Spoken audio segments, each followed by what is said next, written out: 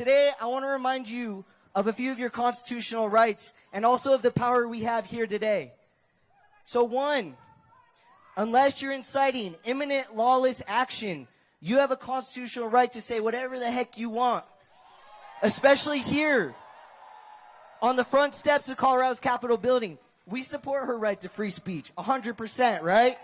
That's your First Amendment right. Your right to protest, your right to speak out against the government are all forms of protected speech. I want to remain silent. That's your second right that I want to point out today. That's a phrase protected by your Fifth Amendment right, which says that you cannot be compelled by the government to make statements that could be used against you in a criminal case. I want to speak to my lawyer is the third phrase I want you to remember.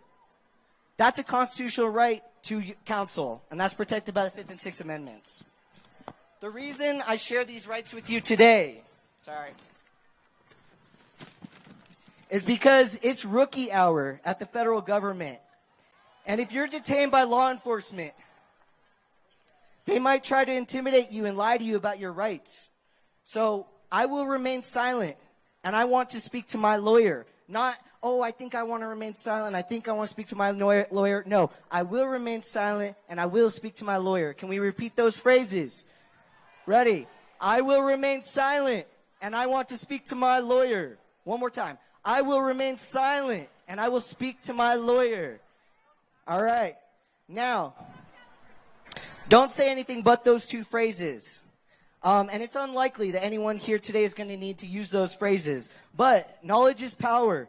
And when we know our rights, we win. And when it comes to the federal government, there's a reason for these attacks on free speech and immigrants and indigenous people and trans people and women and disabled people and people of color, workers, veterans, on House people. The list goes on. And it's because they know when we speak truth to power collectively, we win. When we come together and we point out that billionaires are influencing the American political system, we win. When we document the injustices and the rights that are being violated by the federal government against our immigrant communities, we win.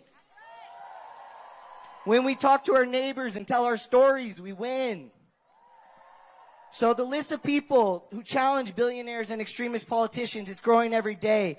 And we need that list to continue growing. We need to continue talking to our neighbors. We're not going to let them get away with trying to rewrite the Constitution just because Trump is telling them to.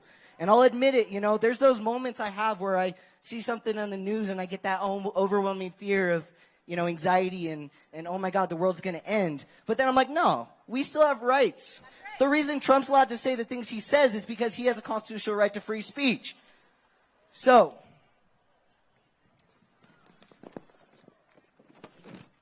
we're getting there. But what they're really doing with all these rights violations, these attacks on free speech and just American people, is they're adding fuel to our fire. Because through time, through our continued engagement, through our continued organizing, our continued connecting, we're going to start finding ourselves on the offense, where we're deciding the fate of civil rights and civil liberties, and we're deciding how our taxpayer dollars are spent. It doesn't matter what political party you align with. People hate the fact that billionaires are using AI, social media, and surveillance technology to monitor and track us. People hate that billionaires are getting tax breaks while everyday Americans are losing access to health care, education, and good quality food. The average American doesn't care what their neighbor's gender identity is, what bathroom they use, or where they're at in the long and daunting process of immigration in the United States. People don't give a fuck about that, okay?